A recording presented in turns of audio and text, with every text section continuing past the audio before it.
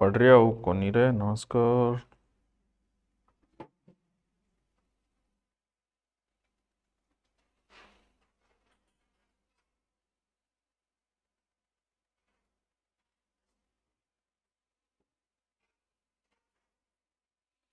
नमस्कार नमस्कार नमस्कार, आ जाओ।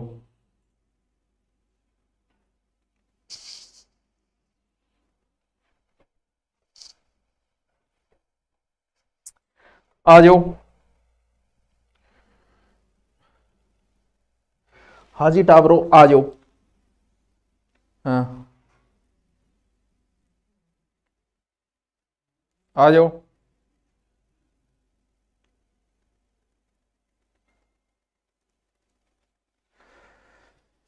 नमस्कार। विकास वाला टॉपिक कराओ, आकृति और विकास वाला।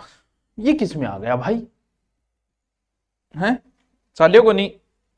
चालियो के? एक मिनट रुको, मैं बाहर से करी। चालियो के?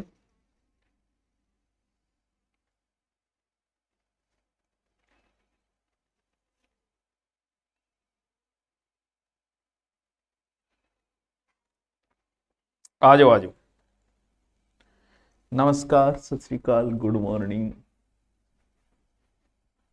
खाटू श्याम जी से प्रणाम। प्रणाम भाई, प्रणाम। हमारा विशेष रूप से तो ये टॉपिक लैब में है, लेकिन यही फर्स्ट ग्रेड में रहना है। यही वायुमंडल जो आज हम टॉपिक करेंगे, वही रीट में रहना है, वही फर्स्ट ग्रेड में रहना है, वही आरएस में रहना है, वही एसआई में रहना है। टॉपिक तो यही रहना है।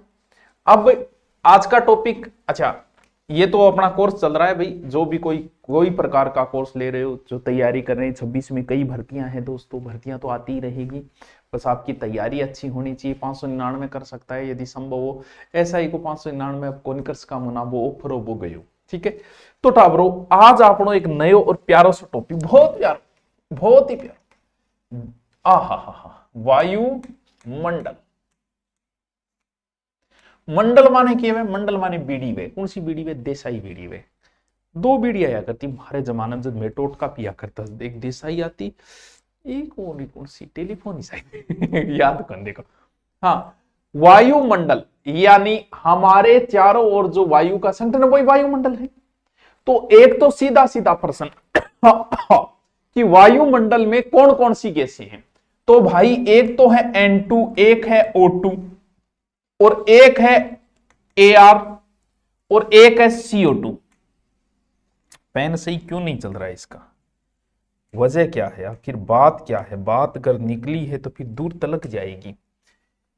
N2, O2, आर्गन और CO2 वायुमंडल में मुख्य रूप से ये चार गैसें पाई जाती है। वायुमंडल के साथ वायुमंडल की परतें भी पढ़ेंगे, टेंशन लेने की जरूरत नहीं, सारे करेंगे हम। शंकर बीड़ी भाई, शंकर बीड़ी हमने नहीं पी, इसका टोटका कभी नहीं पिया हमने। N2, O2, आर्गन और CO2। वायुमंडल में सर्वाधिक कौन सी गैस है? वो है N2, 78.07%। कई जगह 08 है, 07, 08 जो भी। सर्वाधिक है नाइट्रोजन, दो नंबर पे है ऑक्सीजन, 20.95%। कई जगह 20.93 दिए गए हैं, तो एक्चुअल आंकड़े इतने सी है।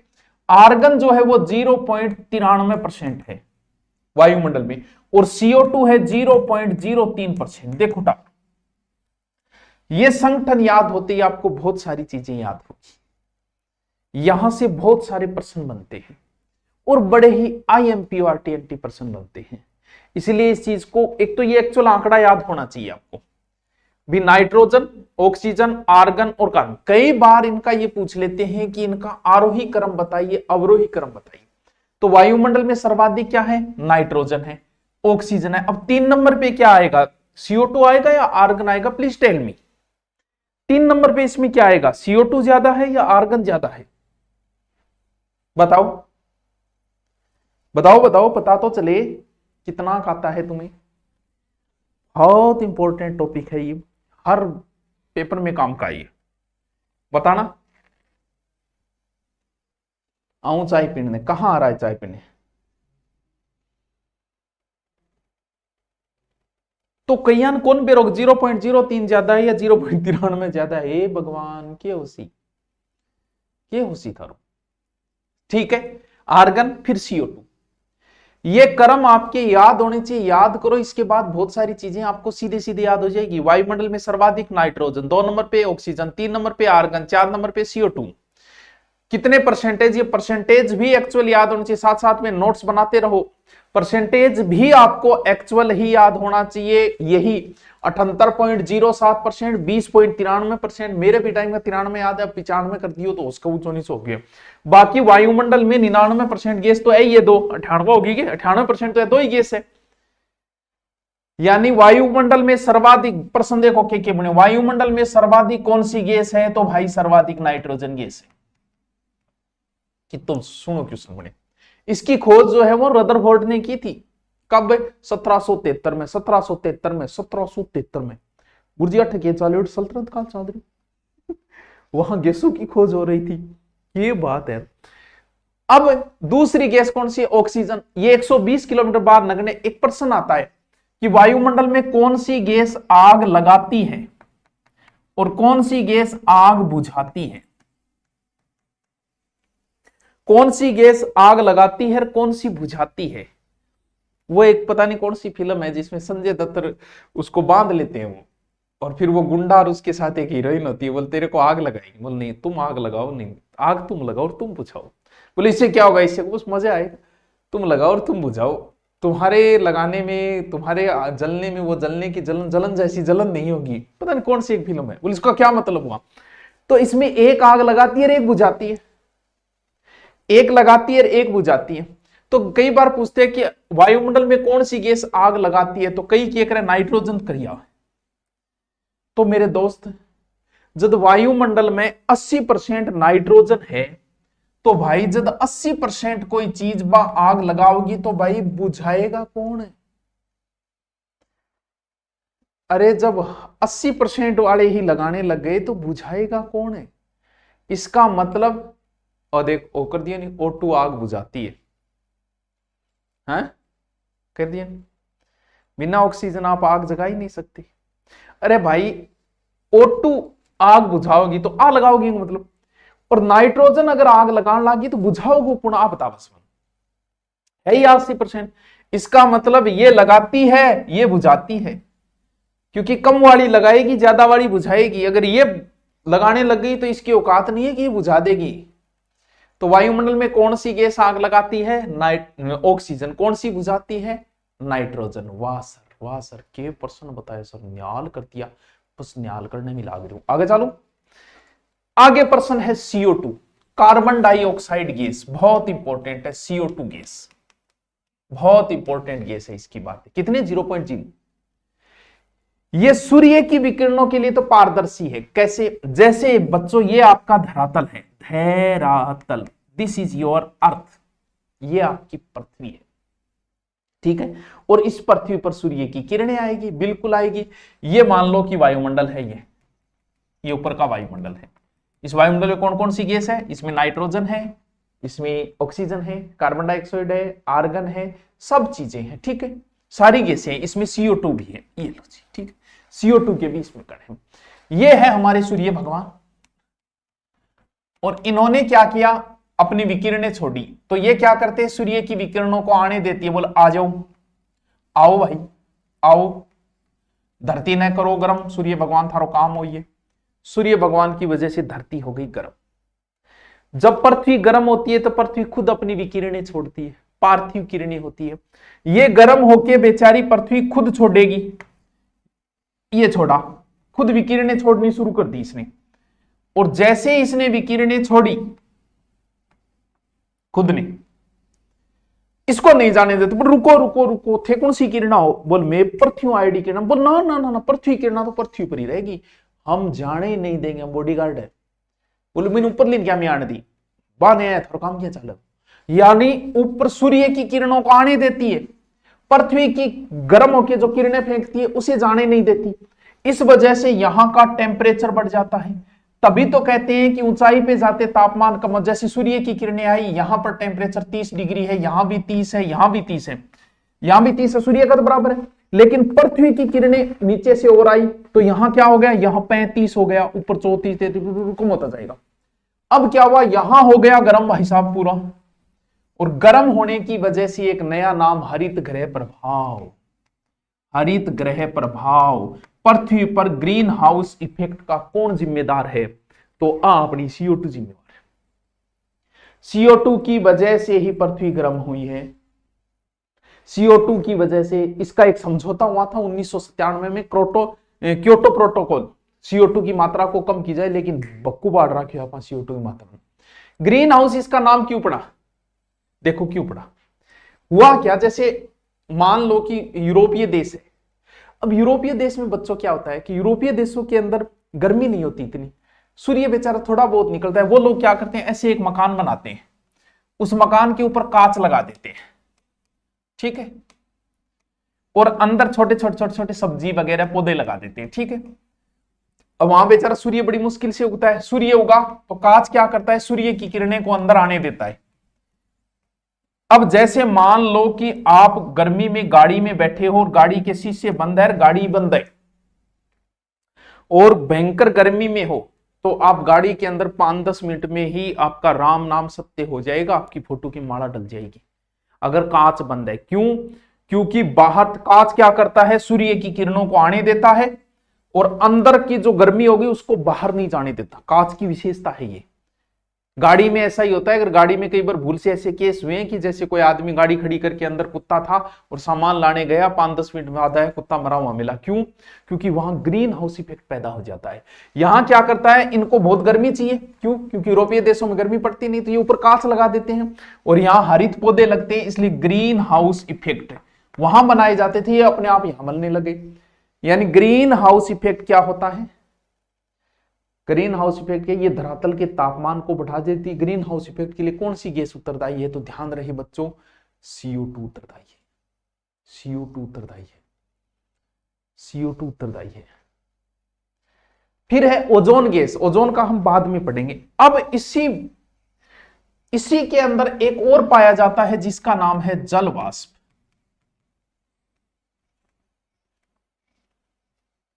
जल वाष्प कितना है? 0 से 4% तक वायुमंडल में जल वाष्प है, लेकिन ये नीचे ही रह जाता है। नीचे मतलब 5 किलोमीटर तक ही 90% जल वाष्प रहता है। ये भी ग्रीन हाउस इफेक्ट के लिए उत्तरदायी है, जल वाष्प भी। और क्या है? मेन क्या है? मेन तो ठाकुर अपने CO2 है। बादल है, जल वृष्टि है, हिम है, अब ओस की बूंदा है, बहकी पानी तो है, वो पानी जल वाष्प है। अब धंवर क्या आ रही है? जल वाष्प के कारण ही तो आ रही है। फिर आपने किए धूल कण भी है वायुमंडल में। धूड़ी है कि और जितो भी कोहरो आ रही है, धुंध आ रही है, बादल बन रहे हैं, इन कारण ही सूर्य ऊपर किरण नहीं कारण है। आकाश को रंग नीलो भी इन कारण है। ये कई बार पूछ लेते हैं आकाश का रंग नीला किस कारण दिखाई देता है? धूल कणों के कारण, क्योंकि इसकी वजह से प्रकीर्णन होना शुरू हो जाता है। प्रकीर्णन मतलब सूर्य का किरणें धीरे धीरे जो मैन जिनका ज्यादा दूर तक दिखती है वो बचती है, बाकी को ये खत्म कर देती है प्रकीर्ण के को टाबरो। अब बताओ, इतनी बात थारा समझ में आई तो हूं आगे चलो। हांसी क्या किया हुआ था? मैंने तो बस अतो बता दियो कि अति बात समझ में आ गई तो हूं आगे चलू, नहीं टाबरो फिर मैं पाछो तो बताऊं, कौन बताऊं थे तो आगे होगी। क्या क्या बताया मैंने? ये तो कोर्स है। 4 गैसें बताई, नाइट्रोजन बुझाती है, ऑक्सीजन लगाती है, आर्गन अकेरिय गैस है, और फिर CO2 बताई। CO2 सूर्य की किरणों को आने देती है, पृथ्वी की किरणों को नहीं जाने देती, इसलिए ग्रीन हाउस इफेक्ट के लिए उत्तरदायी है। अब जो इंपॉर्टेंट चीज आएगी वो आएगी वायुमंडल की परतें। वायुमंडल की परतें, और ये प्रश्न तो 6ठी क्लास से आ रहा है। वायुमंडल की परतों के नाम पूछ लेते हैं। एक बार एग्जाम में उसने नाम पूछा कि वायुमंडल की सबसे निचली परत का क्या नाम है, और टूट पड़े हम तो कि भाई जी सौरमंडल। बंदा बड़ा इंटेलिजेंट था, उसे पता था, क्योंकि ये बड़ी कॉमन चीज है, सबको पता है। उसने सौरमंडल नाम ही नहीं दिया, उसने इंग्लिश नाम दे दिए, ट्रोपोस्फेयर, ओजोनोस्फेयर, आइनोस्फेयर, एक्सोस्फेयर। अब बताओ, अब बताओ, इंग्लिश नाम भी इनके आने चाहिए। बताओ, मेरी भी कोई बेस्ट फ्रेंड बन जाओ, तैयारी कर ले पहले, ढंग पढ़ ले गोरो, आंख देख ले पहले, आप ही बन जाएगी फिर। चलो, ट्रोपोस्फेयर हुए। अब हम पढ़ते हैं वायुमंडल की परतें। आप भी चित्र बनाओगे मेरे दोस्त, ये धरातल है, ऐसे ही चित्र बनाना, ऊपर जगह अच्छी छोड़ देना, क्योंकि मेरे तो बोल्ड है, मैं तो ऊपर खिसका लूंगा। आप पेज के नीचे से शुरू करना, पूरा नया पेज लेना, इसको बनाओ, नोट्स नहीं बनाने, इसी को देखना है, जब भी पढ़ना है इसी को देखना है, बड़ा इजी टॉपिक है। देखो, सबसे नीचे वाली परत सबको पता है, उस परत का नाम है क्षोभ मंडल। क्षोभ मंडल सर कौन सी परत? जहां तुम हो, जहां हम है, वही क्षोभ मंडल है। जो तुम्हें दिख रहा है वो भी तो क्षोभ मंडल है। और यहां क्या क्या परिवर्तन हो रहे हैं, कल को कुछ हो रहा है, आज कुछ हो रहा है, कल मेरिट आ रही है, फिर परिवर्तन हो रहा है, परिवर्तन ही जीवन है। यहाँ सारे परिवर्तन हो रहे हैं जो इस पृथ्वी के ऊपर है। कभी वर्षा हो रही है, कभी बादल उमड़ रहे हैं, कभी सूर्य निकल रहा है, वर्षा हो रही है, कभी धुंध आ रही है, कभी कुछ आ रही है, इतने परिवर्तन समझ में ही नहीं आ रहे, इसीलिए इसे परिवर्तन मंडल कहने लग गई। बोल सारा परिवर्तन अठी होना है जितना होना है, और इंग्लिश में इसे ट्रोपोस्फियर। आपको भी ऐसे ही बनाना है, वैसे नोट्स नहीं बनाए, वैसे तो बना ही रखे हैं बुक में, हम कुछ अलग स्टाइल से पढ़ते हैं ना। तो सबसे पहले नीचे सारे मौसम चेंजिंग इसी में हो रहे हैं, और यहां तापमान घटेगा। क्यों घटेगा भाई?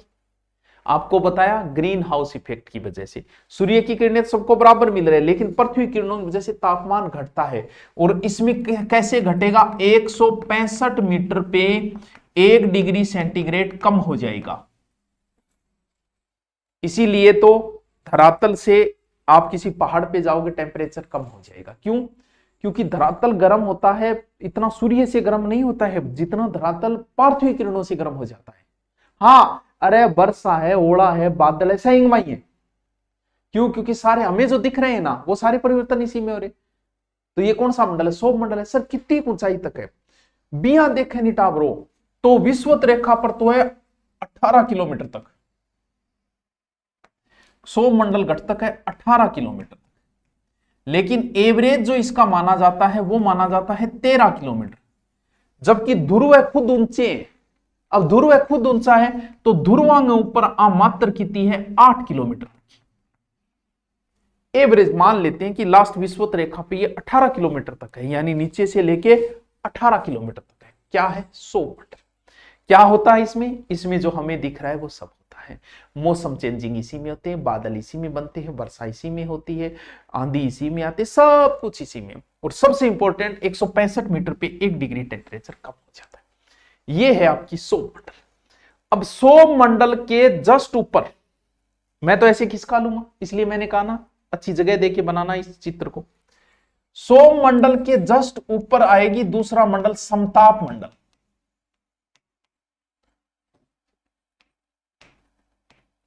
इसको अलग तरीके से भी पढ़ना पड़ेगा आपको, स्ट्रेटोस्फेयर। लेकिन जहां समताप मंडल शुरू होगी, जहां क्षोभ मंडल खत्म होगा, वहां एक सीमा बनी हुई है अलग से, उसे बोलते हैं क्षोभ सीमा। क्षोभ सीमा। सर ओके, यहां तापमान स्थिर हो जाता है। एक पट्टी है, 1 से 1.5 किलोमीटर मोटी एक पट्टी है। क्षोभ मंडल जहां समाप्त होगा, समताप मंडल शुरू होगा, उसके बीच में एक पट्टी है, जेट पौने चलती है, यहां तापमान स्थिर हो जाता है, और जेट पौने चलती है यहां। इसके बाद शुरू होता है आप क्या समताप मंडल। देखो मैं चित्र बनाता जा रहा हूं, थे भी बनाता जाइए, चित्र द्वारा ही करना है बच्चों, इसको भलाई 2 बार देखना पड़े, ये दोबारा ना पढ़ना पड़े ये टॉपिक। हाँ, 1.5 किलोमीटर मोटी है समताप मंडल। इसी समताप मंडल में सर कहां से कहां तक है समताप मंडल? 18 किलोमीटर, और 18 से ऊपर ले जाएंगे तो कहां तक ले जाएंगे बच्चों? 18 से ऊपर ले जाओ इसको लगभग 50 किलोमीटर तक, यानी यहां तक सीमा थी, नीचे वाली ये सीमा थी 18 किलोमीटर, और ये 18 से लेके कहां तक है? 50 किलोमीटर तक। समताप, यहां तापमान क्या हो गया बच्चों? समान हो गया, इसीलिए समताप मंडल कहते हैं। क्यों? कहां तक? नीचे 20 किलोमीटर तक ताप इसका समान रहता है, यानी 18 से 20 लगभग कितना? 28, 38। नीचे वाली परत में एकदम तापमान समान रहता है। इसमें जहां तापमान समान रहता है, ना बादल बनते हैं ना कुछ, और कोई समस्या नहीं है, वहां हमने रोड बना दी। किसके लिए? हवाई जहाजों के लिए। सर ऊपर रोड है, रोड को नहीं, हवाई जहाज चला है। हवाई जहाज को कोई टकराव नहीं चाहिए, ना बादल ना कुछ, और तापमान समान है तो वो आराम से उड़ता है। कभी जहाज में बैठे होगे, थान जहाज में बैठे यहाँ लगो कुछ नहीं बेचारी बात 2000 किलोमीटर प्रति घंटा को चल रही है, थान लागो जन की को स्थायी है, क्योंकि वहां कोई खड्डो आई को नहीं। अब रोडा पर तो 1000 प्रकार का खड्डा है। तो यहां इस पट्टी के अंदर जो 20 किलोमीटर तक जहां तापमान समान रहता है, वहां पर वायुयान चलते हैं। वायुयान कहां चलेंगे? जहां तापमान समान होगा। तो इसलिए समताप मंडल में क्या चलते हैं? वायुयान चलते हैं, नीचे वाली पट्टी के अंदर। कुछ ऐसे बादल होते हैं बच्चों जो सौर मंडल में नहीं, वह बहुत ही नकटा हुआ ऊपर जाके बढ़ेगा। सारे बादल कहां बनते हैं? सौर मंडल है। लेकिन मदर ऑफ पर्ल बोला जाता है, जो मतलब सब ऊपर ऊपर बने शीर्ष बादल बनते हैं, वो समताप मंडल में बनते हैं। Mother of pearl cloud, mother of pearl यानी मदर ऑफ पर्ल क्लाउड बादल बनते हैं। कहां बनते हैं? समताप। लेकिन काम की बात, इसी मंडल में ओजोन गैस पाई जाती है, बस वही तो इंपॉर्टेंट है। समताप मंडल में ही, इधर लिखता हूं मैं इसको, एक मंडल, एक अलग से गैस पाई जाती है ओजोन, और गैस पाई जाने की वजह से उसका नाम हमने रख दिया ओजोन मंडल। बनाते रहना बीच बीच में, बड़ी इंपॉर्टेंट चीज है। कहां है ये समताप मंडल में नीचे ही है। कहां से शुरू होती है ये लगभग शुरू हो जाती है ओजोन मंडल जो है वो 15 किलोमीटर से, ठीक है, यानी सौर मंडल थोड़ी सी उंचली वाली से, और 35 किलोमीटर तक रहती है। ये दूसरा जो मैंने कलर लिया है वो ओजोन मंडल का है, समझे भाई। सर्वाधिक ये पाई जाती है लगभग 22 किलोमीटर, यहां ये ओजोन गैस सर्वाधिक होती है। ओजोन मतलब O है, O3 है, O2 तो ऑक्सीजन है, ये O3 है, और लास्ट 80 किलोमीटर तक जाती है अधिकतम, यानी 22 पे अधिकतम होती है, लास्ट खत्म हो जाती है 80 तक। ये क्या करती है? ये सूर्य से आने वाली पैराबैंगनी किरणों को रोकती है, पैराबैंगनी किरणें रोकती हैं। सबसे इंपॉर्टेंट चीज है बच्चों, ये सबसे इंपॉर्टेंट है। समताप मंडल में ओजोन मंडल है। हमें बचपन में गलत पढ़ा दिया गया, सौर मंडल, समताप मंडल, ओजोन मंडल, आयन मंडल। समताप मंडल में ही अलग से गैस है, उस गैस के मंडल को हम ओजोन मंडल कह देते हैं, जो इतने से इतने के बीच में है। सबसे पहले क्या बताया? सौर मंडल, फिर क्या बताया? समताप मंडल, फिर क्या बताया? ओजोन गैस वाला मंडल। अब इसके जस्ट ऊपर एक मंडल और है, और उस मंडल का नाम है बच्चों, क्या नाम है? उस मंडल का नाम है मध्य मंडल। विचारो तो अब है, मेग्जोस्फेयर बोला जाता है उसे, मध्य मंडल। कहां? 50 से लेके और कितने किलोमीटर तक बच्चों? 80 किलोमीटर तक मध्य मंडल बड़ा इंपॉर्टेंट है।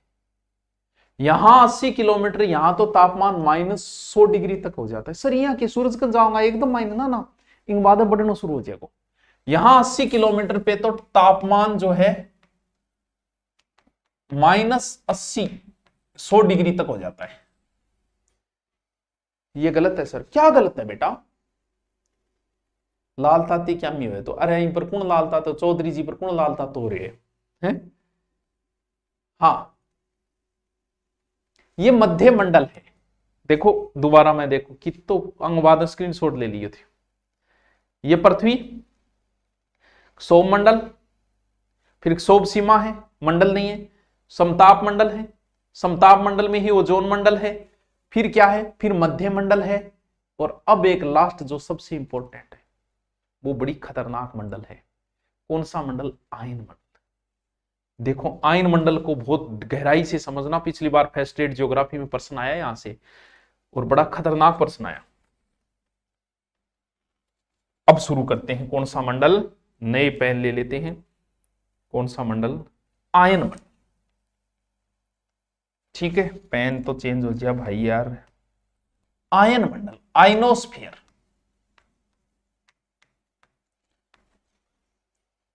आयन मंडल या आयनोस्फीयर कहां से कहां तक है? ये लगभग 80 से 600 लगभग 40 किलोमीटर तक। बहुत है नहीं गुरु जी? बिल्कुल है बहुत भाई। अब समझो इसको, 80 से एनसीईआरटी इसका मानती है 80 से 400। भाई एनसीईआरटी वाला अलग ध्यान रखना, एनसीईआरटी 80 से लगभग 400 किलोमीटर तक मानती है किसको, आयन मंडल को। दोनों चीजें मैंने आपको साथ में बता दी। अब देखो विद्युत चुंबकीय घटनाएं होती है। यहां पहले में क्या होता है, सौर मंडल में बादल बनते, समताप ताप समान रहता है तो जहाज चलाऊंगा पा। और इस मंडल में क्या होता है, ग्रे तेज को देखने लगने रेडियो तिरंगे और टीवी वह विकिरण 8वीं परावर्तित हो गया है। तो इसमें विद्युत चुंबकीय घटनाएं होती है, विद्युत चुंबकीय घटनाएं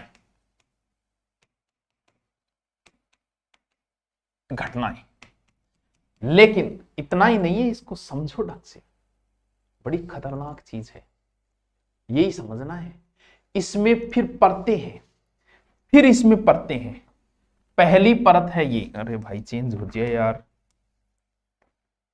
पहली परत है ये, इसमें लेयर बनी हुई है, इस लेयर का नाम है डी लेयर। नीचे नीचे है निचली आयन मंडल की निचली परत का नाम है डी लेयर परत।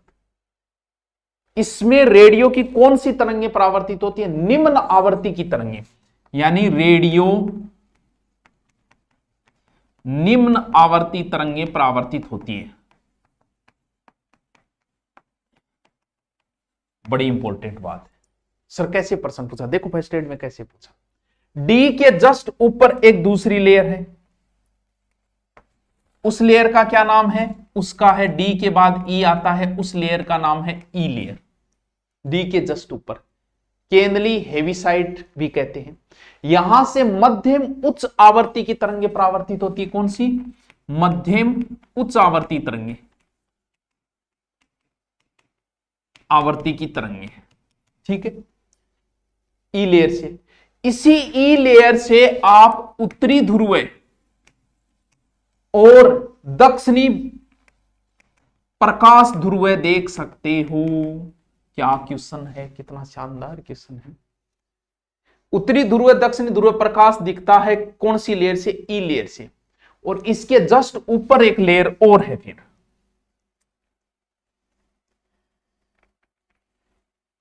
उस लेयर का नाम है F layer, F layer last ऊपर। इससे लघु तरंगें परावर्तित होती है, लघु तरंग। देखो बीच वाले से मध्यम तरंगे, नीचे वाली से निम्न तरंगे, इससे लघु तरंगे। एग्जाम में ऐसे आया था, रेडियो निम्न तरंगे कौन सी लेयर से परावर्तित होती है। अब सगला आयन को बेरो, लेकिन आयन को फिर बांटा गया है, क्या, डी ई एफ, एक और बची ऊपर जी लेयर, जी लेयर। और गुरु जी यहाँ की तो डी पे डिप जाए थी, तो ये भाई सभी रेडियो तरंगे परावर्तित होती है यहां से।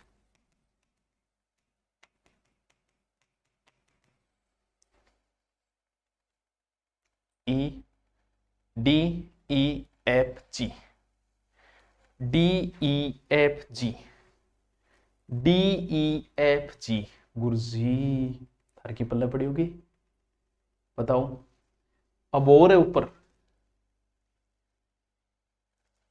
और है ऊपर, लास्ट एक लेयर और है, बाह्य मंडल, इसका नाम है बाह्य मंडल, एक्सोस्फीयर। यहां हल्की गैसें हैं, हाइड्रोजन है, हीलियम है, और कुछ ऐसा कहते हैं कि नाइट्रोजन ऑक्सीजन भी है, अलग अलग परतें बनी हुई है। 640 से 1000 किलो, बस इन ऊपर अपन वैज्ञानिकान को बेरो, बस अपन अतो ही बेरो। बताओ समझ में आयो कि, बताओ आयोगी समझ में, बताओ।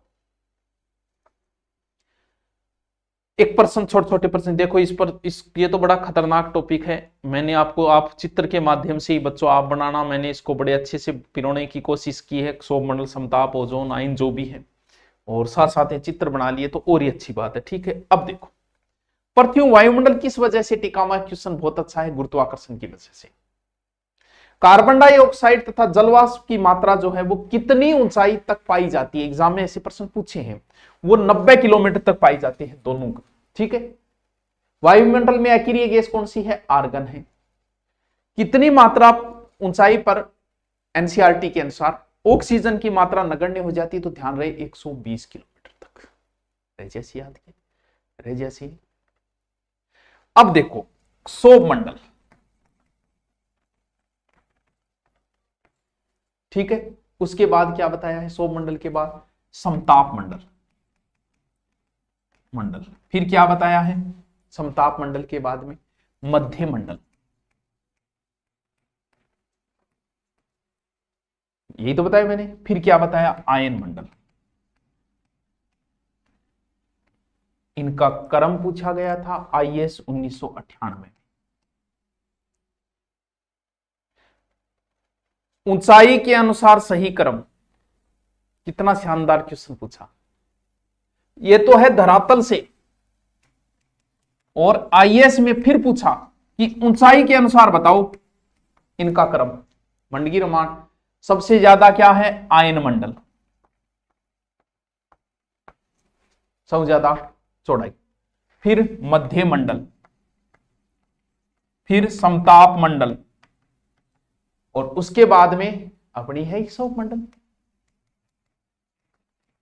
दोनों प्रश्न को ध्यान रखना, ये यूपीपीसीएस में पूछा, ये आईएएस में पूछा। अब शोभ समताप मध्य आयन, बिल्कुल ये लो बच्चों, करवा दिया। इससे बाहर कुछ नहीं है, कंप्लीट हो गया। हाँ जी, नए कोर्स कोई अभी लैब का हमने लॉन्च किया है, महिला पर्यवेक्षक का भी किया है। जो एसआई की तैयारी करना चाह रहे हैं, बेस्ट हिंदी मुझसे पढ़ना चाह रहे हैं, 2-2 अध्यापकों से पढ़ना चाह रहे हैं, बहुत मिनिमम फीस है, वरना एसआई की 20 से 25 हजार फीस है, अपनी 2-2.5 हजार फीस है। तो एसआई का लेना चाहो तो धुरीना डाउनलोड कर लें और अपना ज्योग्राफी का ये चलता रहे। Okay, thank you.